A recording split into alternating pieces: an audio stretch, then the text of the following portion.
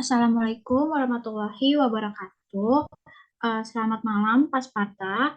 Pada hari ini, kelompok kami akan mempresentasikan tentang risiko of balance sheet. Kelompok kami terdiri dari saya, Andiawina Alifa, dengan NIM 2020-1211-058. Dan saya Nawang Sekar Kirana dengan NIM 2020-1211-039. Saya Rizky Winiana Kirani dengan NIM 2020-1211-043.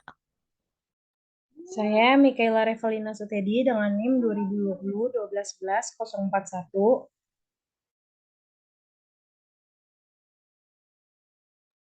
Saya Elizabeth Felicia dengan NIM 2020-1132-032.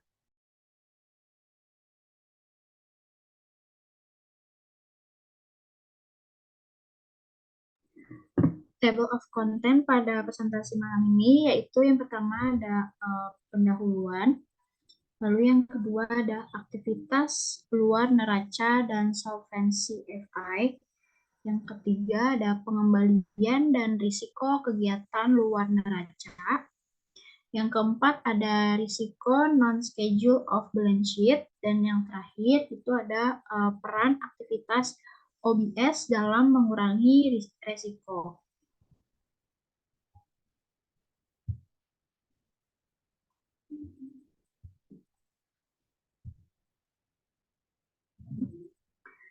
Yang pertama ada pendahuluan. Salah satu pilihan terpenting yang dihadapi manajer FI adalah skala relatif dari aktivitas di dalam maupun di luar neraca OBS FI. Sebagian besar dari kita mengetahui aktivitas di neraca karena muncul di neraca aset dan kewajiban LK yang dipublikasikan. Misalnya, simpanan dan kepemilikan obligasi dan pinjaman LK adalah aktivitas di neraca.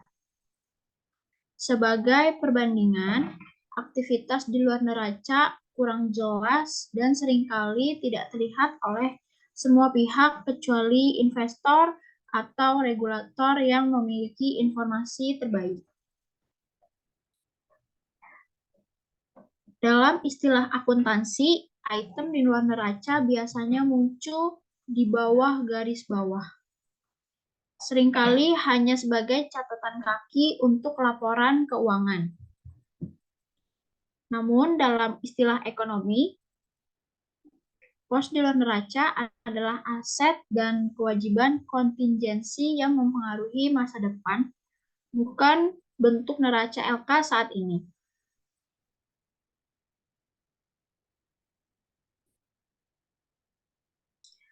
Dengan demikian, mereka memiliki dampak langsung pada kemampuan dan kinerja keuntungan FI di masa depan. Konsekuensinya, manajemen yang efisien dari item-item OBS ini sangat penting untuk mengendalikan keseluruhan exposure risiko dalam FI modern.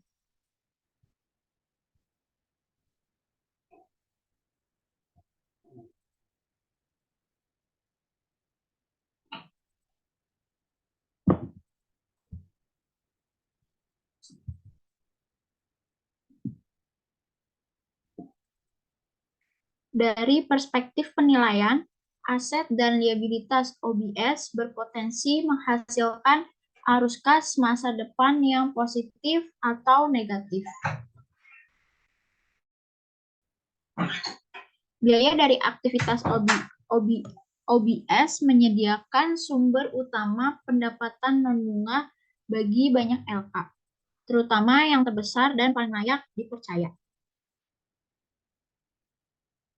Misalnya, hanya dalam kuartal pertama tahun 2015, pendapatan perdagangan sekuritas derivatif yang diperoleh bank komersial mencapai 7,7 miliar dolar, dibandingkan dengan 1,9 miliar pada kuartal pertama tahun 1996 dan naik dari kerugian kuartal keempat 2008 pada puncak krisis keuangan sebesar 9,2 miliar dolar. LK menggunakan beberapa aktivitas OBS, khususnya forward, futures, option, dan swap, untuk mengurangi atau mengelola risiko suku bunga, risiko valuta asing, dan risiko kredit exposure dengan cara yang lebih baik dari apa yang akan ada tanpa aktivitas ini. Namun, aktivitas OBS dapat melibatkan risiko yang menambah exposure risiko FI secara keseluruhan. Memang, inti dari krisis keuangan adalah kerugian yang terkait dengan sekuritas berbasis hipotek di luar neraca yang dibuat dan dipegang oleh LK. Kerugian mengakibatkan kegagalan akuisisi atau bailout dari beberapa LK terbesar dan hampir runtuhnya sistem keuangan dan ekonomi dunia.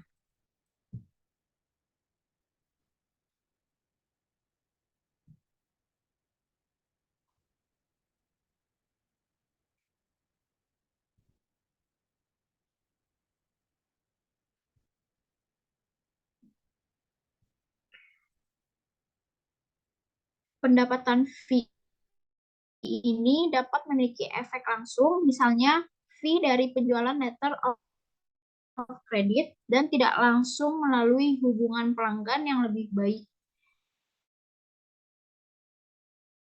Dia memiliki dampak pendapatan positif di bisnis. Dalam kasus di mana pelanggan merasa dirugikan sehubungan dengan derivatif yang dibeli dari FI dealer.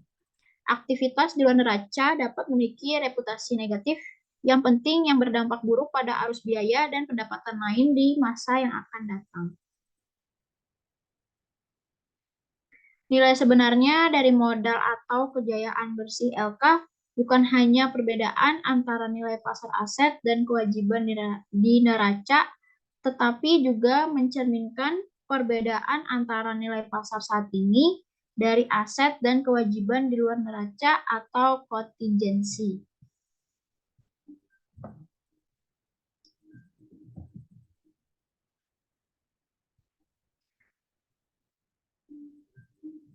Bab ini mengkaji berbagai kegiatan OBS tercantum dalam tabel 16.1.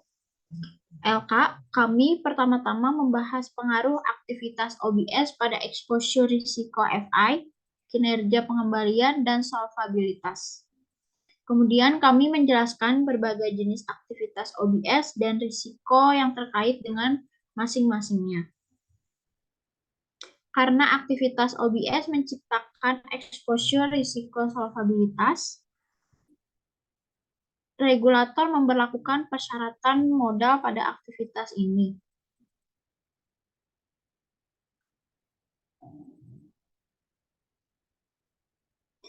Meskipun pembahasan menekankan bahwa aktivitas ini dapat menambah risiko FI, bab ini diakhiri dengan diskusi tentang peran aktivitas OBS dalam mengurangi risiko FI.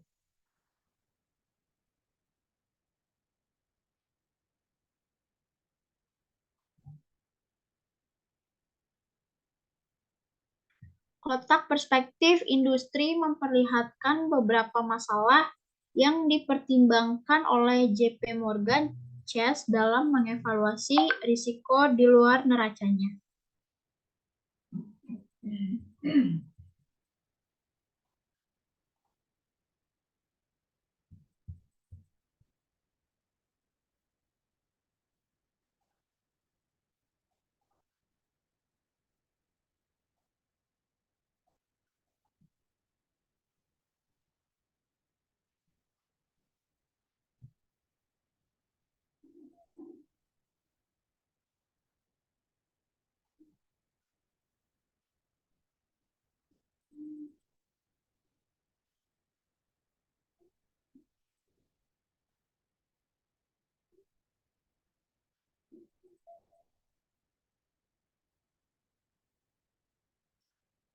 eh, izin menambahkan,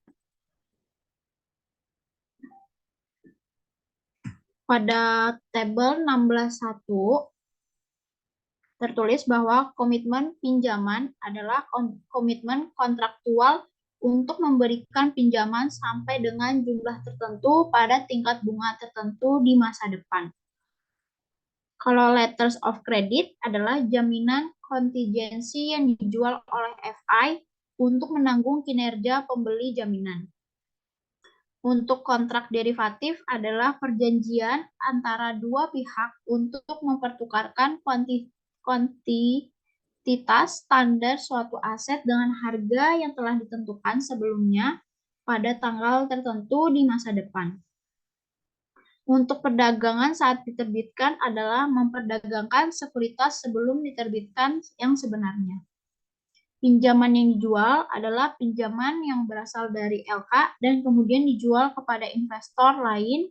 Dalam beberapa kasus dapat dikembalikan ke lembaga asal di kemudian hari jika kualitas kredit dari pinjaman memburuk.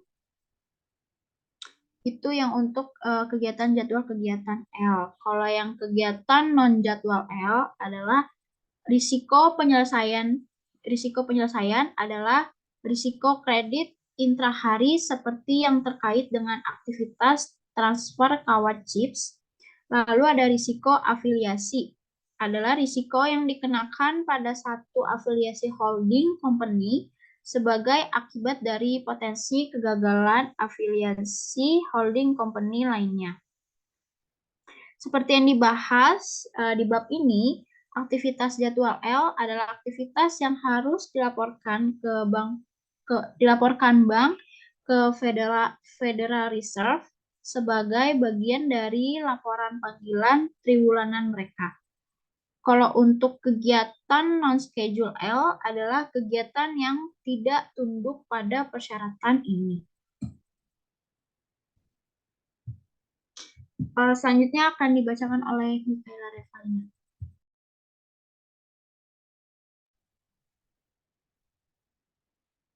Selanjutnya ada aktivitas luar neraca dan solvensi FI. Next.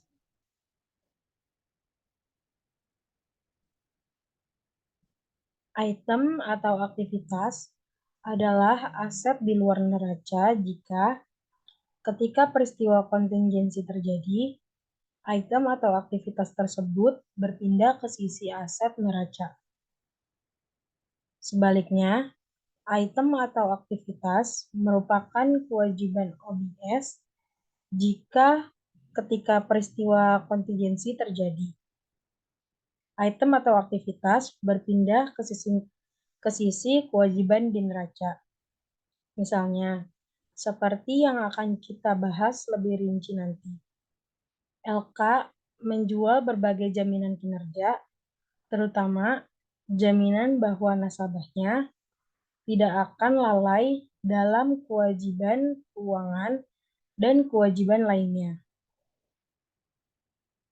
Contoh jaminan tersebut termasuk letter of credit dan standby letter of credit. Jika terjadi gagal bayar pelanggan, kewajiban kontingensi FI atau jaminannya menjadi kewajiban aktual dan beralih ke sisi kewajiban di neraca. Memang, manajer dan regulator FI sekarang mengenali dan mengukur risiko aktivitas OBS dan dampaknya terhadap nilai FI. Kerugian dari jatuhnya nilai hipotek, subprime, dan sekuritas OBS yang didukung oleh hipotek ini mencapai lebih dari $1 triliun di seluruh dunia hingga pertengahan 2009. Next.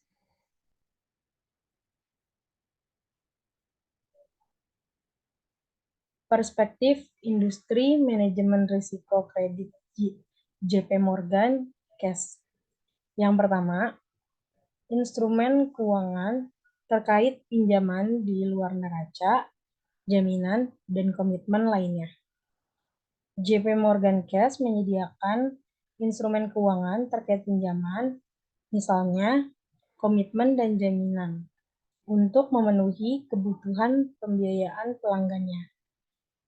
Jumlah kontraktual dari instrumen keuangan ini mewakili risiko kredit maksimum yang mungkin bagi perusahaan jika pihak lawan menarik komitmen atau perusahaan diharuskan untuk memenuhi kewajibannya berdasarkan garansi, dan jika pihak lawan kemudian gagal untuk melakukan sesuai dengan ketentuan perjanjian, untuk menyediakan kemungkinan kerugian kredit yang melekat pada konsumen atau tidak termasuk kartu kredit, dan komitmen pinjaman grosir, penyisian kerugian kredit pada komitmen terkait pinjaman dipertahankan.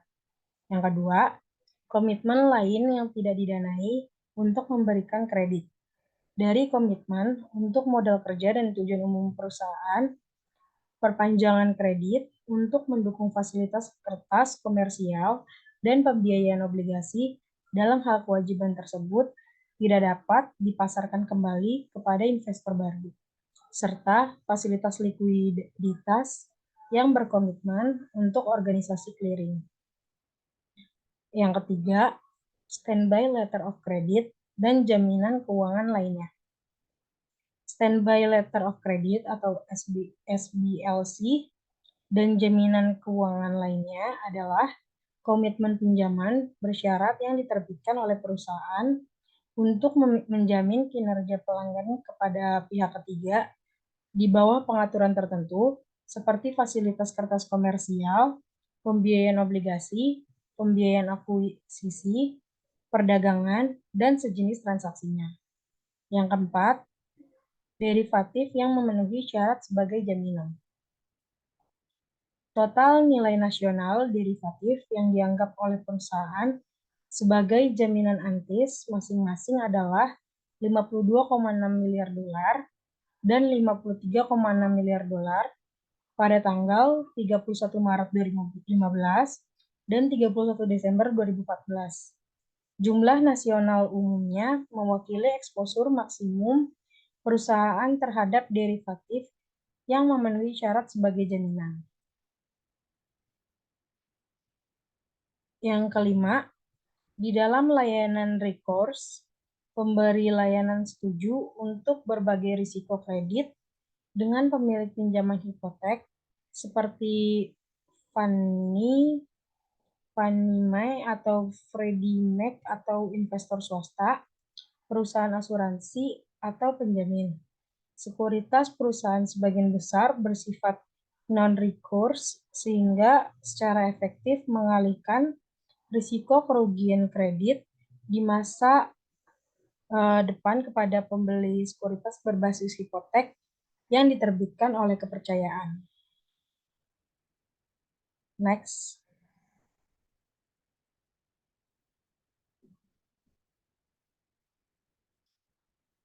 Seperti yang akan kita bahas nanti di bab ini, kepemilikan FIOBS dan jatuhnya pasar hipotek pada pertengahan dan akhir tahun 2000-an mengakibatkan perubahan dalam pengaturan kegiatan OBS di FI.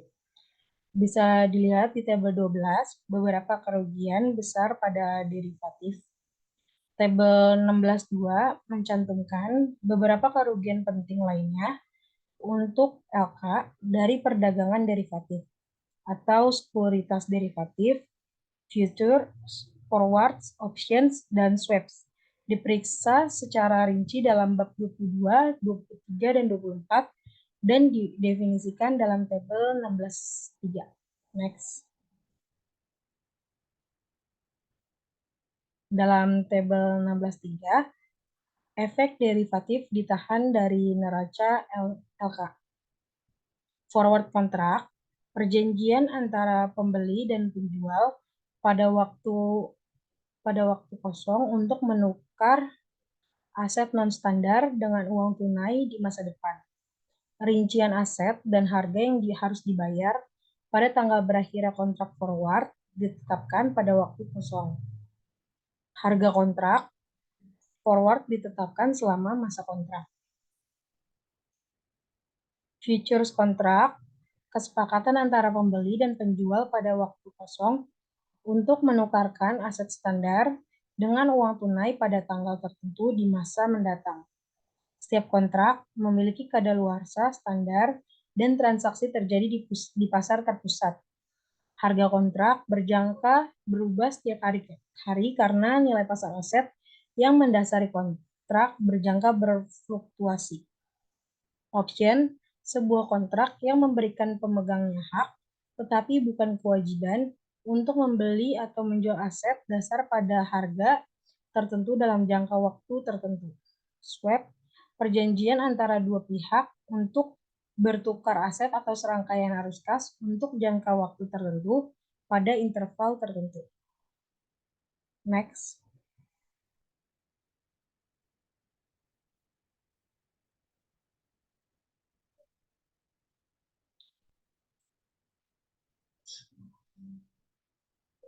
Karena item di luar neraca adalah aset dan kewajiban kontingensi dan berpindah ke neraca dengan probabilitas kurang dari 1, penilaiannya sulit dan seringkali sangat kompleks karena banyak item off balance sheet melibatkan fitur opsi.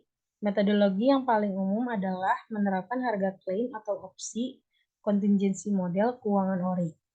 Misalnya, satu cara yang relatif sederhana untuk memperkirakan nilai posisi OBS dalam opsi adalah dengan menghitung delta opsi, sensitivitas nilai opsi terhadap perubahan unit harga sekuritas yang mendasarinya, yang kemudian dikalikan dengan nilai nasional dari posisi opsi.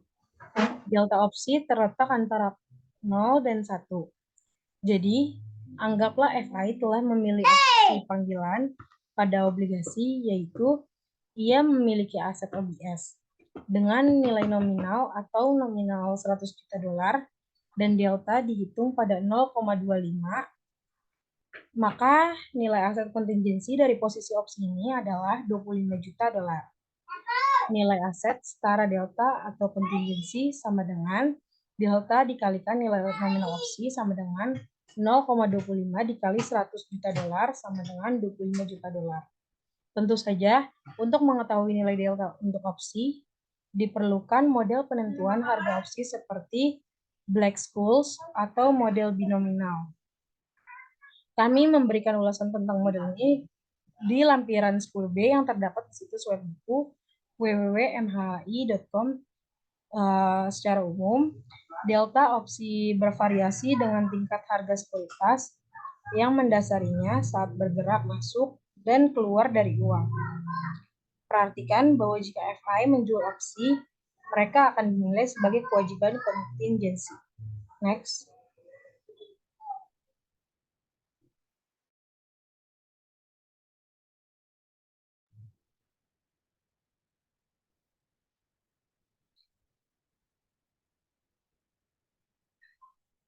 Komitmen, pinjaman, dan letter of credit juga merupakan aktivitas off balance sheet yang memiliki fitur opsi, khususnya pemegang komitmen pinjaman atau batas kredit yang memutuskan untuk menggunakan batas kredit tersebut menggunakan opsi untuk menggunakan batas kredit tersebut menggunakan opsi untuk meminjam ketika yang pertama, perubahan 1 sen pada harga obligasi yang mendasari opsi panggilan menyebabkan perubahan 0,25 sen atau 1/4 sen pada harga opsi. Yang kedua, misalnya untuk opsi call in the money, harga sekuritas yang mendasarinya melebihi harga pelaksanaan opsi. Untuk opsi call out of the money, harga sekuritas yang mendasarinya kurang dari harga pelaksanaan opsi.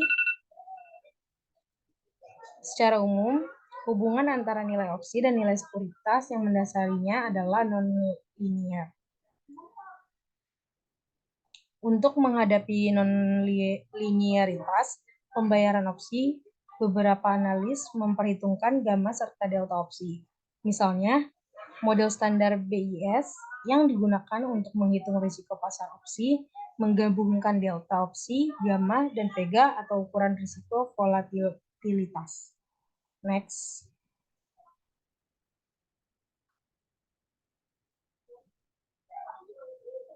Demikian pula, ketika pihak lawan transaksi derivatif tidak mampu atau tidak mau memenuhi kewajibannya untuk membayar, misalnya dalam swap, ini dianggap sebagai pelaksanaan opsi gagal bayar.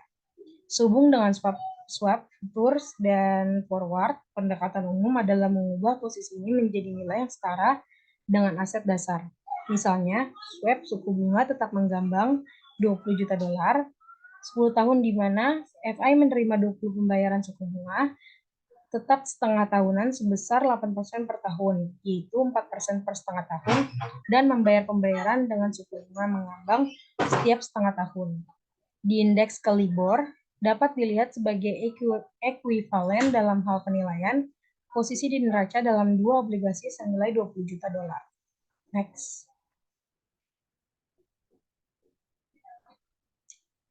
Artinya, FI dapat dilihat sebagai long 20 juta dolar atau memegang aset dalam obligasi 10 tahun dengan kupon tahunan sebesar 8% per tahun dan short 20 juta dolar atau memegang liabilitas dalam obligasi dengan suku bunga mengambang sebesar 10.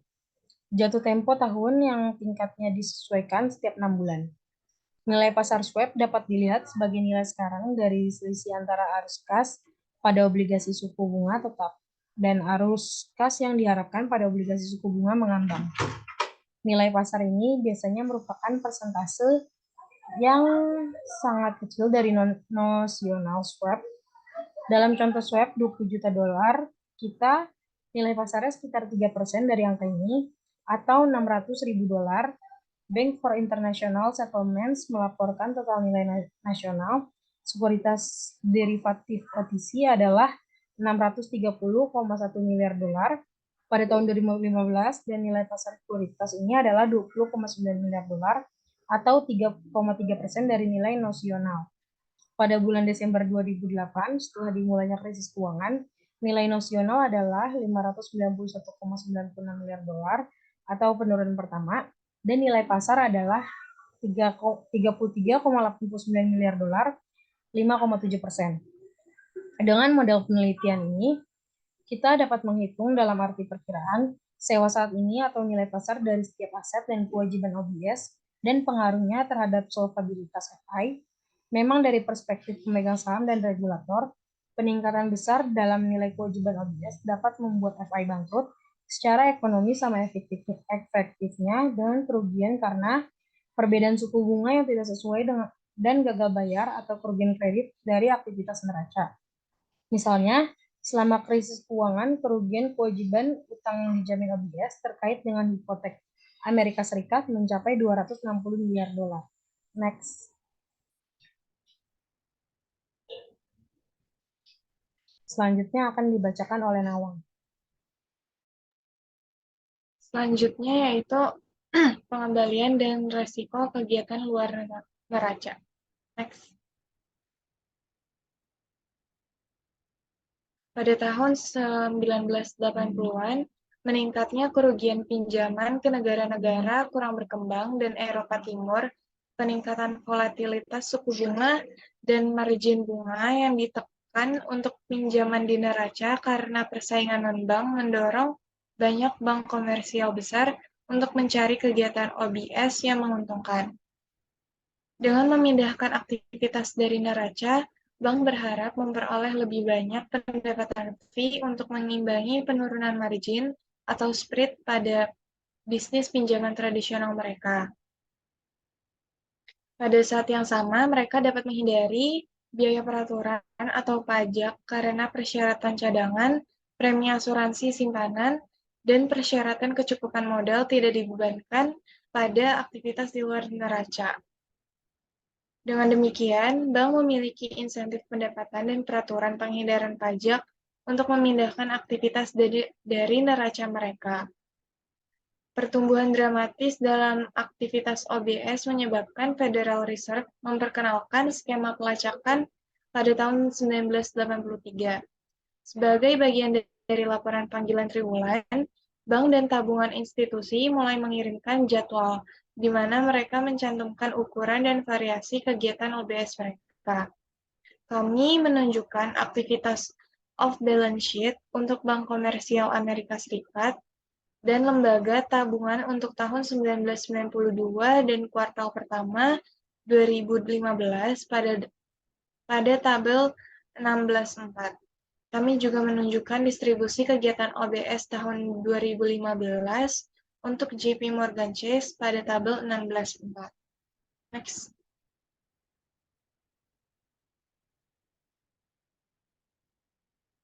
Sebelumnya,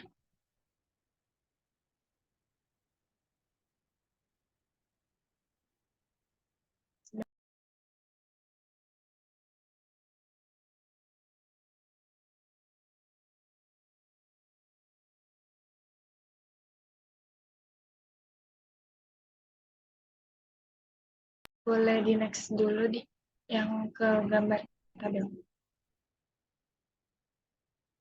Pada tabel 16.4 dapat dilihat pertumbuhan relatif dari aktivitas di luar neraca. Di tahun 1992, nilai nosional atau nominal aktivitas OBS adalah sebesar 10.358,9 miliar dolar dibandingkan dengan 3.506,2 miliar dolar pada aktivitas di neraca. Pada kuartal pertama 2015, nilai nosional dari aktivitas OBS ini adalah 213.893,6 miliar dolar yang meningkat 1.965% hanya dalam waktu 24 tahun, dibandingkan dengan 14.736,6 miliar dolar aktivitas di neraca yang meningkat sebesar 320%.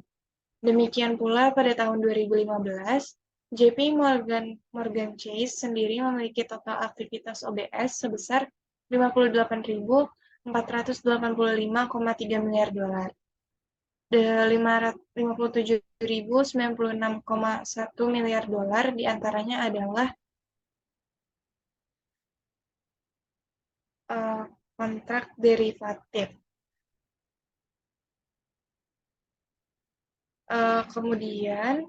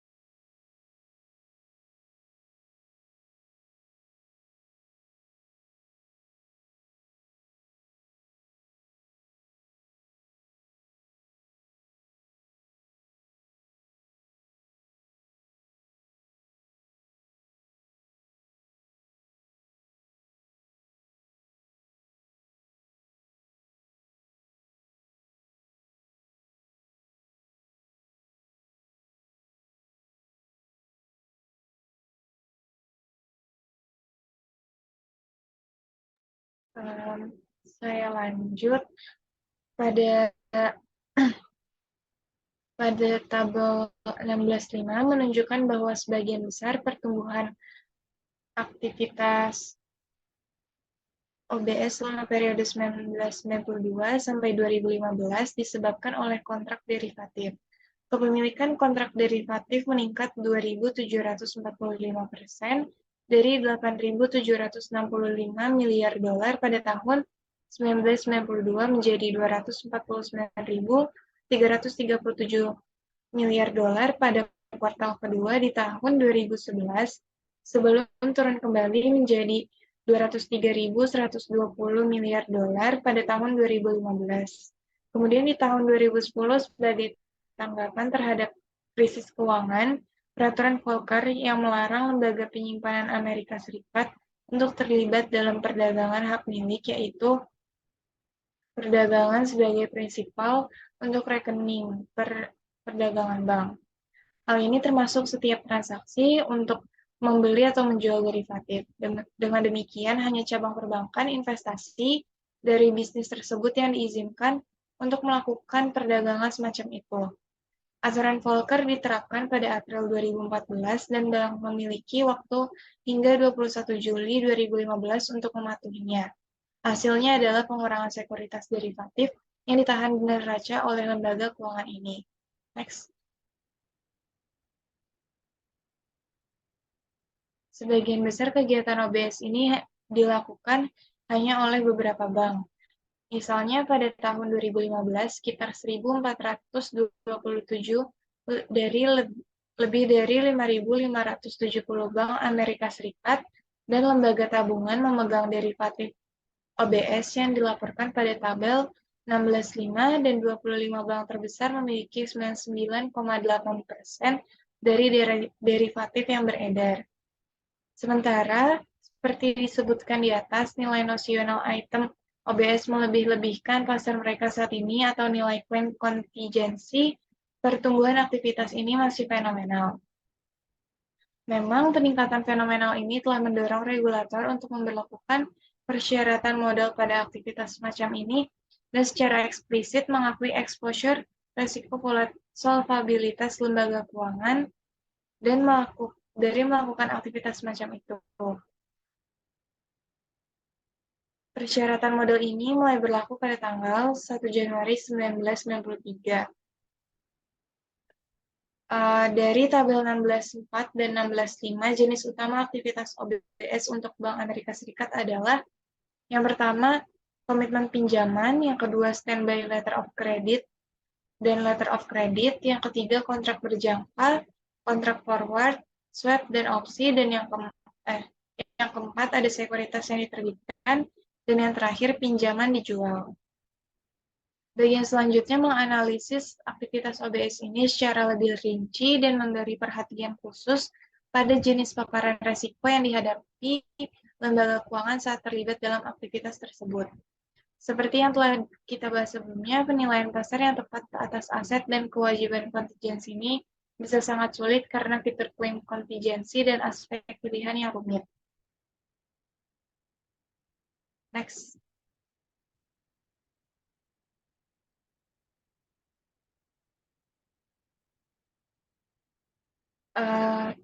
Selanjutnya, komitmen pinjaman.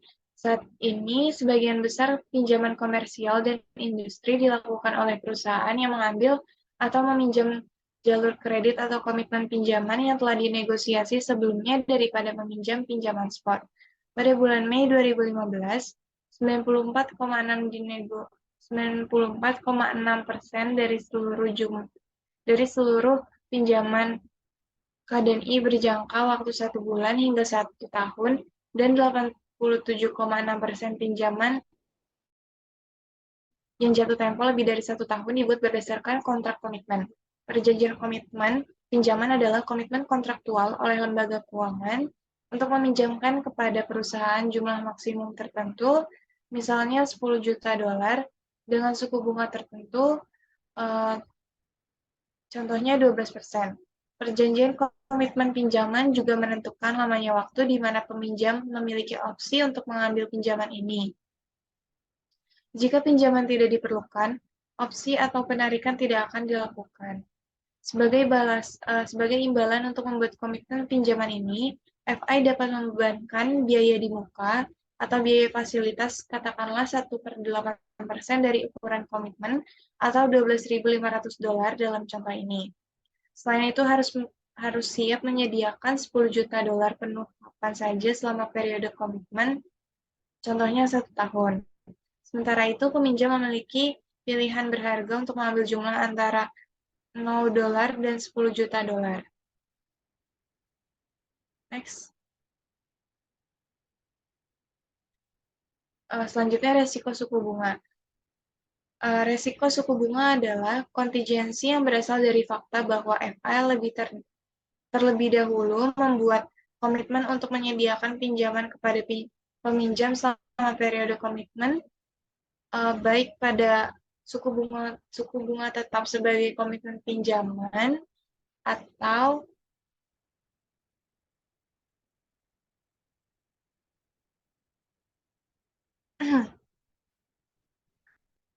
beberapa tingkat variabel komitmen pinjaman tingkat variabel. Misalnya, FI berjanji sebelumnya untuk meminjamkan maksimal $10 juta dengan tingkat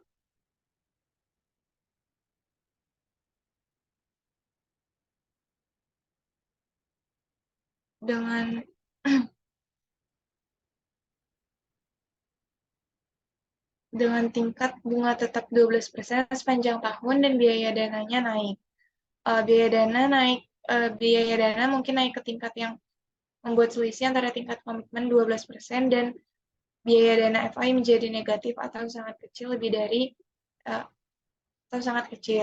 itu, 12% mungkin jauh lebih rendah daripada suku bunga yang harus dibayar pelanggan jika terpaksa meminjam di pasar pinjaman spot di bawah kondisi suku bunga saat ini. Ketika suku bunga benar-benar naik selama periode komitmen, lembaga keuangan akan kehilangan portofolio komitmen pinjaman suku bunga tetap karena peminjam menggunakan opsi berharga mereka untuk meminjam dalam jumlah penuh dengan suku bunga di bawah pasar.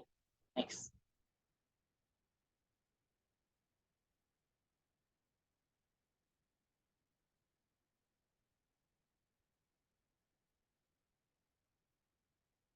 Next, Audi.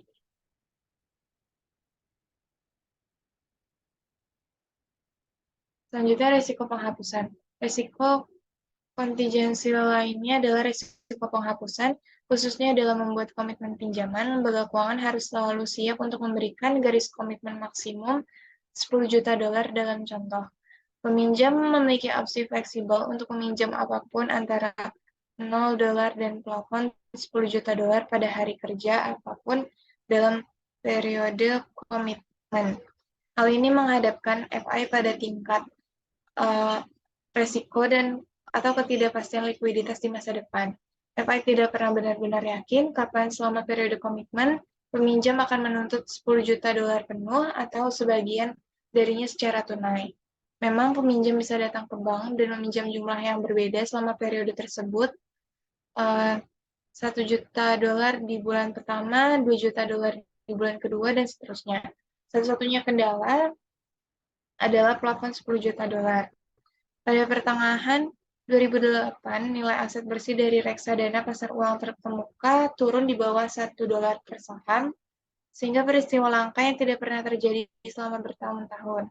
Investor merespon dengan penarikan besar-besaran dari reksadana pasar uang utama yang menyimpan surat berharga komersial dalam jumlah besar. Akibatnya, banyak perusahaan keuangan dan keuangan beralih dari jalur kredit cadangan mereka di bank komersial untuk pendanaan. Federal Reserve melaporkan bahwa komitmen bank yang tidak terpakai untuk mendanai konstruksi properti komersial dan residensial turun sekitar 30% pada tahun 2008.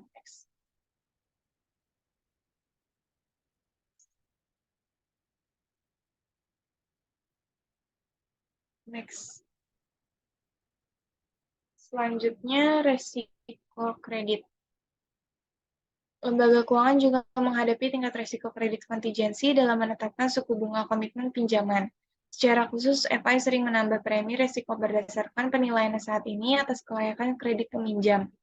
Misalnya, peminjam dapat dinilai sebagai resiko kredit AA yang membayar 1% di atas suku bunga utama, namun misalkan selama periode komitmen 1 tahun, perusahaan peminjam mengalami kesulitan, pendapatannya menurun sehingga kelayakan kreditnya diturunkan menjadi BBB.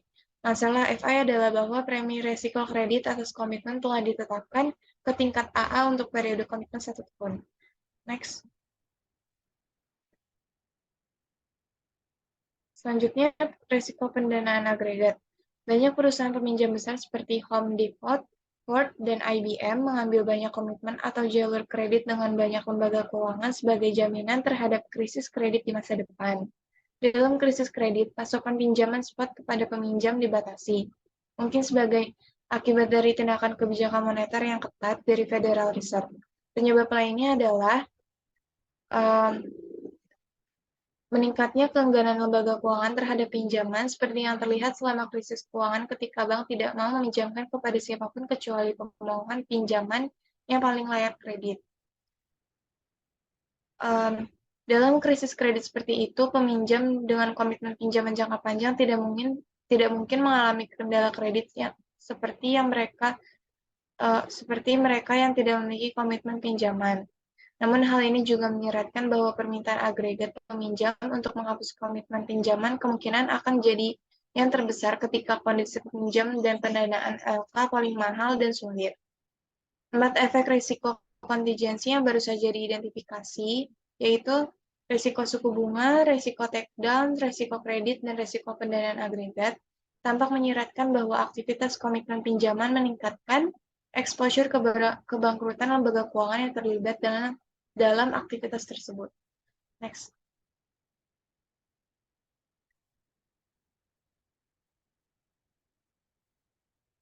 Commercial letter of credit dan standby letter of credit. Dalam menjual commercial letter of credit atau LC dan standby letter of credit atau SLC untuk biaya, lembaga keuangan menambah kewajiban kontingensi di masa depan mereka. Baik LC maupun SLC pada dasarnya adalah jaminan yang dijual oleh FI untuk menanggung kinerja pembeli jaminan seperti korporasi. Dalam istilah ekonomi, FI yang menjual LC dan SLC menjual asuransi terhadap frekuensi atau tingkat keparahan dari beberapa kejadian tertentu di masa depan. Serupa dengan lini asuransi yang berbeda dijual oleh perusahaan asuransi properti korban, kontrak LC dan SLC berbeda dalam tingkat keparahan dan frekuensi exposure resikonya. Selanjutnya kita melihat exposure resiko FI dari terlibat dalam LC dan SLC off balance sheet. Next. Berikut untuk surat kredit komersial. Surat kredit komersial banyak digunakan baik dalam perdagangan domestik maupun internasional. Misalnya mereka memudahkan pengiriman biji-bijian antara seorang petani di Iowa dan pembeli di New Orleans, atau pengiriman barang antar importir Amerika Serikat dan eksportir asing.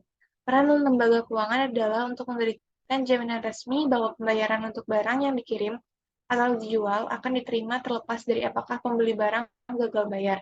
Kami menunjukkan contoh LC yang sangat sederhana pada gambar 16.2 untuk transaksi internasional antara importir Amerika Serikat dan eksportir Jerman. Next. Misalkan importir Amerika Serikat mengirim pesanan mesin senilai $10 juta ke eksportir Jerman seperti yang ditunjukkan oleh panah 1 pada gambar 16.2. Namun eksportir Jerman mungkin enggan mengirimkan barang tanpa jaminan atau jaminan pembayaran setelah barang dikirimkan. Importir Amerika Serikat mungkin berjanji untuk membayar barang dalam 90 hari, tetapi eksportir Jerman mungkin merasa tidak aman karena mengetahui sedikit tentang kelayakan kredit importir Amerika Serikat atau karena importir Amerika Serikat memiliki peringkat kredit yang rendah. Untuk membujuk eksportir Jerman untuk mengirim barang, importir Amerika Serikat mungkin harus beralih ke FI yang besar yang telah menjalin hubungan pelanggan jangka panjang dengannya. Setelah FI menerbitkan LC dan mengirimkannya ke eksportir Jerman, eksportir mengirimkan barang ke importir AS seperti yang ditunjukkan oleh panah 3. Kemungkinannya sangat tinggi bahwa dalam waktu 90 hari importir AS akan membayar eksportir Jerman untuk barang yang dikirim, dan FI menyimpan biaya LC sebagai keuntungan. Biayanya mungkin 10 basis point dari nominal letter of credit atau $10.000 dalam contoh ini. Next. Selanjutnya, standby letters of credit. Standby letters of credit melakukan fungsi asuransi yang mirip dengan surat kredit komersial, namun struktur dan jenis risiko yang ditanggung berbeda. Lembaga keuangan dapat menerbitkan SLC untuk menutupi kontingensi yang berpotensi lebih parah, kurang dapat diprediksi atau sering terjadi, dan tidak harus terkait dengan perdagangan. Kontingensi ini termasuk jaminan-jaminan kinerja di mana lembaga keuangan dapat menjamin bahwa pembangunan real estate akan selesai dalam selang waktu tertentu. Alternatifnya, FI dapat menawarkan jaminan gagal bayar untuk mendukung penerbitan surat berharga komersial atau obligasi pendapatan daerah untuk memungkinkan penerbit mencapai peringkat kredit yang lebih tinggi dan biaya pendanaan yang lebih rendah daripada yang seharusnya. Next. Next.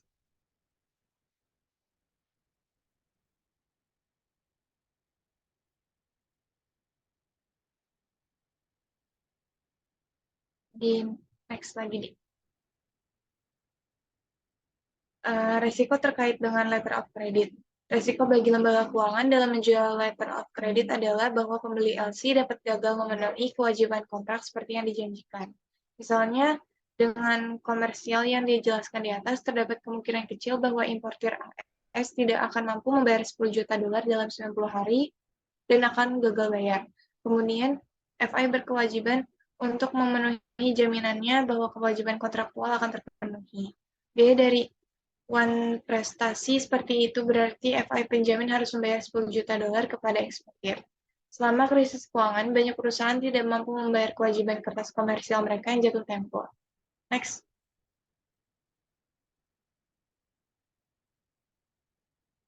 Kontrak derivatif, kontrak berjangka, penerusan, swap, dan opsi. Pada tahun 2015, 1.427 bank dan lembaga tabungan AS adalah pengguna derivatif dengan 4 bank dealer besar, yaitu JP Morgan Chase, Citigroup, Goldman Sachs, dan Bank of America, menyumbang sekitar 91,3% dari $203.120 miliar derivatif yang dimiliki dan dilaporkan pada tabel 16.5.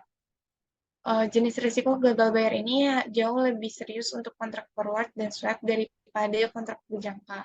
Hal ini karena kontrak berjangka adalah kontrak non-standar yang harus dibuat secara bilateral oleh pihak-pihak yang bernegosiasi seperti dua FI dan semua arus kas harus dibayar sekaligus. Next.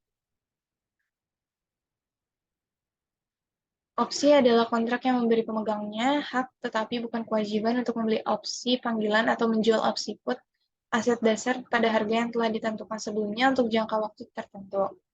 Sedangkan swap adalah kesepakatan antara dua pihak untuk mempertukarkan arus kas periodik di masa depan berdasarkan beberapa instrumen atau harga yang mendasari, misalnya suku bunga tetap atau pengambang pada obligasi atau wesel.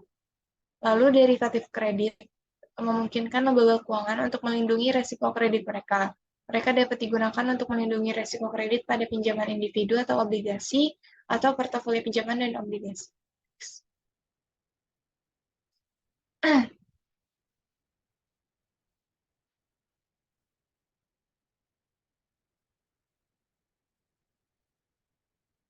Next.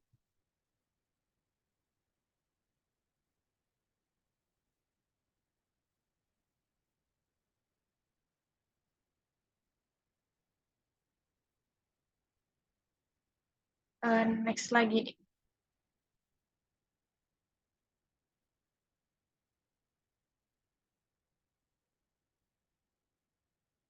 Forward pembelian dan penjualan sekuritas yang diterbitkan. Sangat sering bank dan lembaga keuangan lainnya, khususnya bank investasi, melakukan komitmen untuk membeli dan menjual sekuritas sebelum diterbitkan. Ini disebut perdagangan saat dikeluarkan. Komitmen OBS ini dapat mengekspos FI ke resiko suku bunga masa depan atau kontingensi. Next.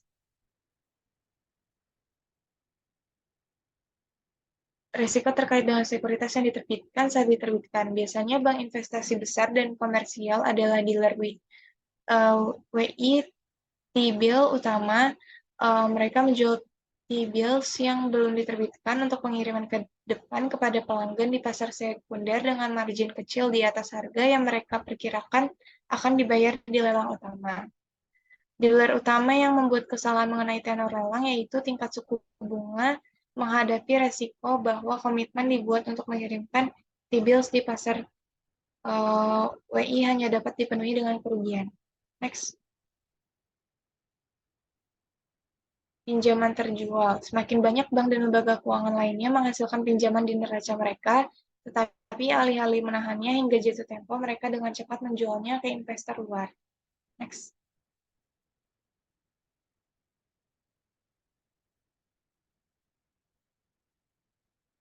Next lagi, Di. Selanjutnya akan dilanjutkan oleh Kirani.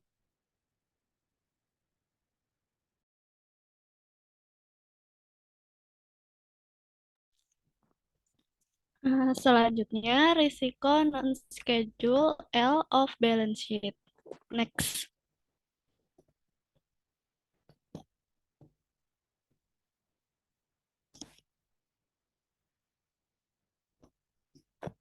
Sejauh ini sudah membahas 5 aktivitas OBS berbeda yang harus dilaporkan oleh bank dan penghematan kepada Federal Reserve dari bagian jadwal L dari laporan panggilan.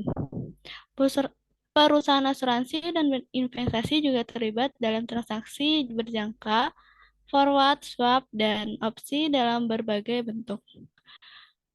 Perusahaan asuransi jiwa sangat terlibat dalam membuat komitmen pinjaman dan hipotek komersial perusahaan properti korban, yaitu menanggung sejumlah besar jaminan keuangan, dan bank investasi terlibat dalam perdagangan sekuritas yang diterbitkan saat itu.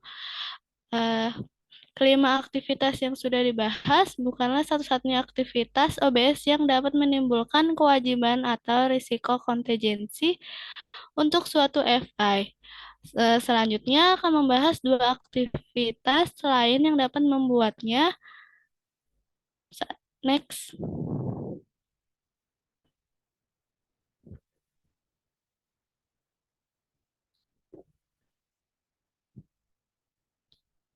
Next, Di. Yang pertama, risiko penyelesaian.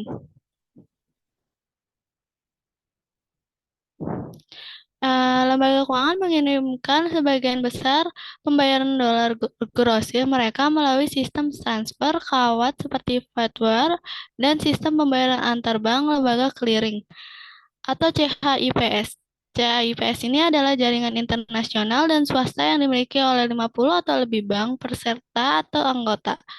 Saat ini kedua jaringan ini mentransfer lebih dari 4,2 triliun dolar per harinya.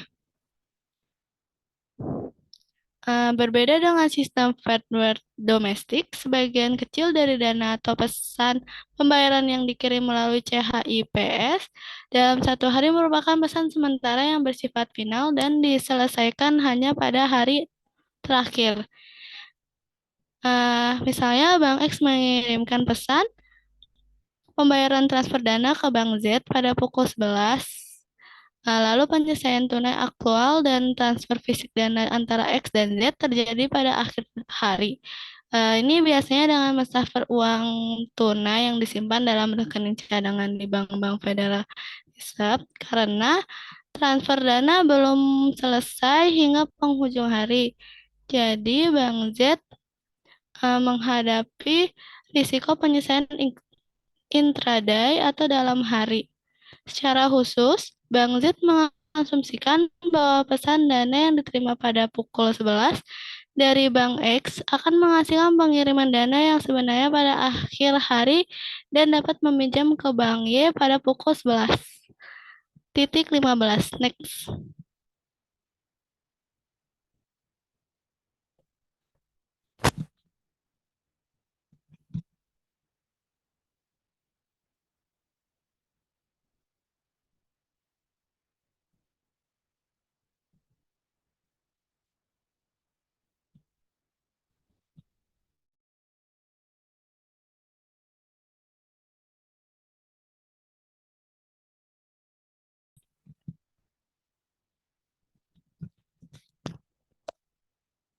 Namun, jika Bank X tidak memberikan dana yang dijanjikan pada akhir hari, Bank Z dapat didorong ke posisi defisit dana bersih yang serius dan karena itu mungkin tidak dapat memenuhi komitmen pembayaran ke Bank Y.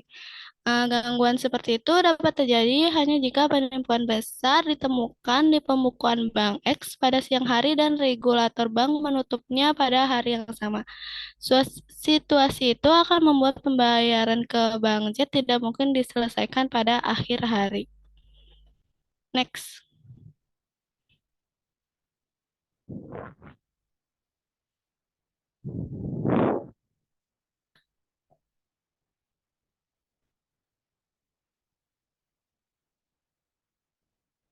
Boleh next, Di.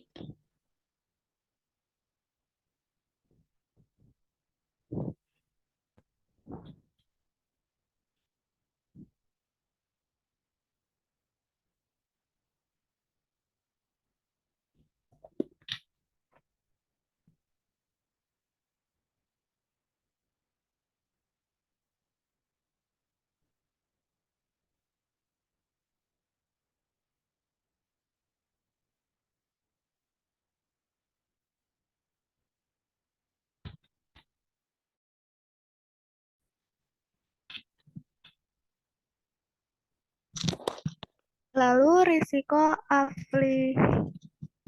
afiliasi. Itu banyak lembaga keuangan beroperasi sebagai perusahaan induk. Perusahaan induk adalah perusahaan yang memiliki saham, biasanya lebih dari 25% perusahaan lain. Secara hukum, dalam konteks OBHC, bank dan afiliasi non-bank ada perusahaan yang terpisah seperti halnya Bank Satu dan Bank Dua dalam konteks MBHC. Next.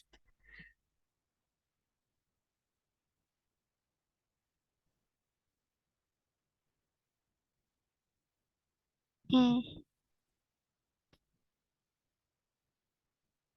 Next, Di.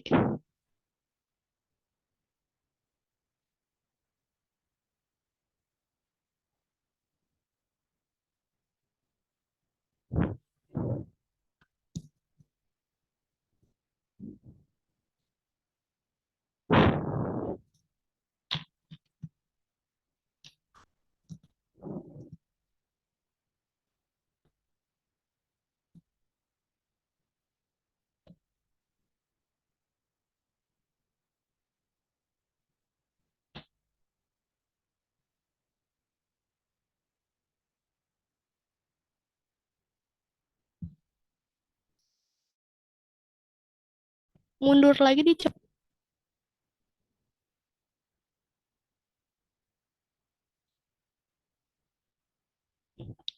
secara hukum dalam konteks OBHC, pada kenyataannya kegagalan perusahaan atau bank afiliasi membebankan risiko afiliasi pada bank lain dalam struktur perusahaan induk dalam beberapa cara.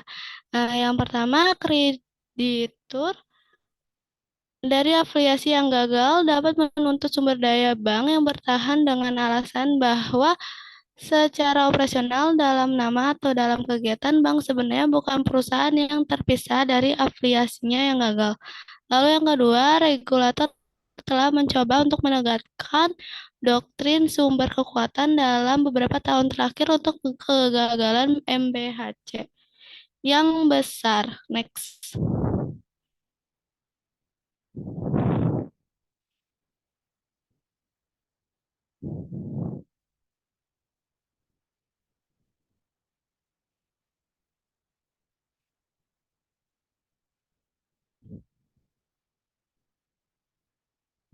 Pada tahun 1999, Konteks Amerika Serikat mengesahkan Undang-Undang Modernisasi Layanan Keuangan. Undang-undang ini dipandang sebagai perubahan terbesar dalam peraturan lembaga keuangan dalam hampir 70 tahun. Ini memungkinkan pembentukan perusahaan induk jasa keuangan yang dapat terlibat dalam kegiatan perbankan dan kegiatan penjaminan sekuritas dan asuransi. Sebelum berlakunya undang-undang ini, kombinasi antara bank komersial dan kegiatan FI lainnya sangat dibatasi. Salah satunya akibat dari tindakan tersebut adalah peningkatan pembutuhan lembaga keuangan layanan penuh dan dengan demikian implikasinya peningkatan risiko ampliasi. Lalu pada tahun 2015, sekitar 490 lembaga keuangan telah memilih untuk menjadi perusahaan induk jasa keuangan. Next.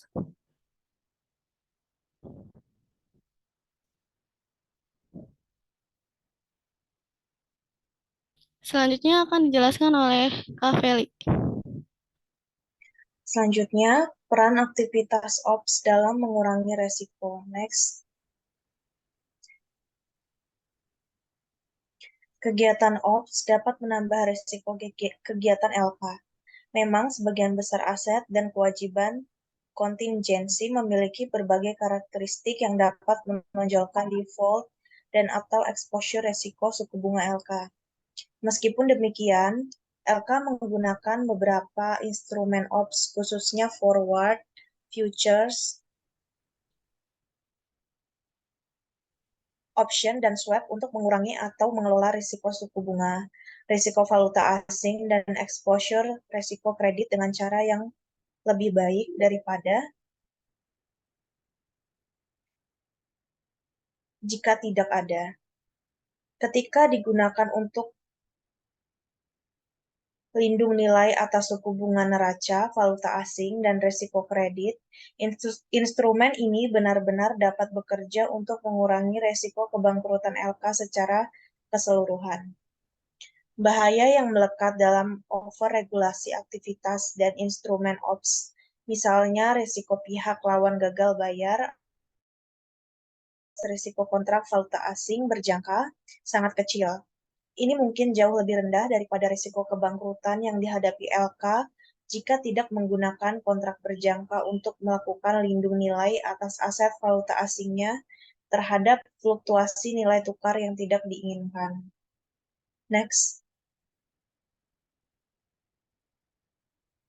Meskipun atribut pengurang resiko dari sekuritas derivatif OPS yang dimiliki oleh FI, perluasan penggunaan derivatif telah menyebabkan banyak regulator berfokus pada atribut penambah risiko dari sekuritas ini dan memungkinkan dampak merugikan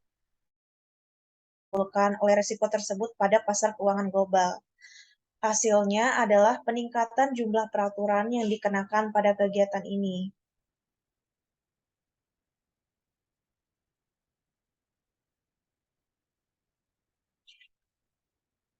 Next.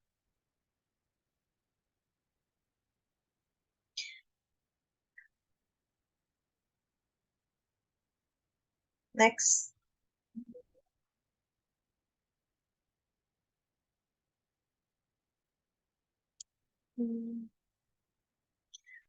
Terlepas dari resiko, dengan mengizinkan manajer yang menghindari resiko untuk melindungi resiko, derivatif dapat mendorong manajer untuk mengikuti strategi investasi yang lebih memaksimalkan nilai. Artinya, derivatif dapat memungkinkan konflik agent manajer pemegang saham atas tingkat pengambilan resiko untuk dikurangi. Penggunaan opsi dan futures dapat mengurangi volatilitas laba jika dilindung nilai dengan jumlah yang sesuai. Lindung nilai tersebut dapat dimasukkan ke dalam portofolio keseluruhan FI sehingga aktivitas perdagangan dan lindung nilai dapat dilakukan secara independen sambil tetap mengurangi total exposure FI. Dimungkinkan juga untuk mengimbangi paparan aktivitas di dalam dan di luar neraca.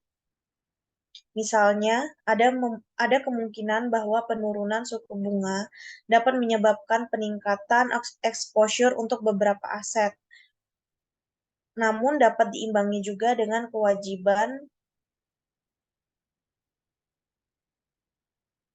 OPS.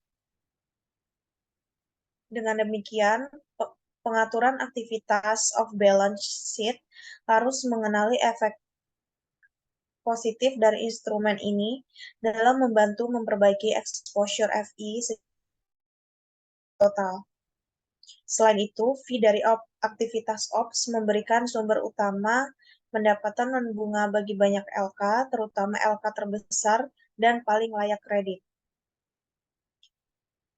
Ringkasan, bab ini menunjukkan bahwa kekayaan bersih atau nilai ekonomi LK terkait tidak hanya dengan nilai aktivitas tradisional di neraca, tetapi juga dengan nilai aset dan kewajiban kontingensi dari aktivitas di luar neraca. Risiko dan imbal hasil dari beberapa item of balance sheet dibahas secara rinci. Komitmen pinjaman, surat kredit komersial, dan derivatif seperti kontrak berjangka, opsi, dan swap untuk pembelian bangsal, penjualan sekuritas yang diterbitkan, dan pinjaman dijual. Dalam semua kasus, jelas bahwa instrumen ini berdampak besar pada profitabilitas dan risiko LK di masa depan.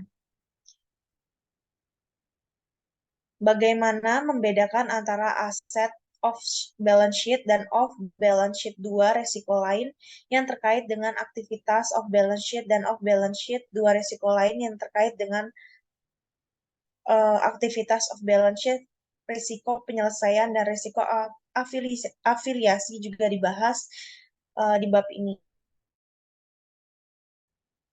Bab ini diakhiri dengan menunjukkan bahwa meskipun aktivitas di luar neraca dapat meningkatkan resiko, aktivitas tersebut juga dapat digunakan untuk melakukan lindung nilai terhadap exposure di neraca, yang menghasilkan resiko yang lebih rendah serta menghasilkan pendapatan fee bagi LK. Sekian presentasi dari kelompok kami.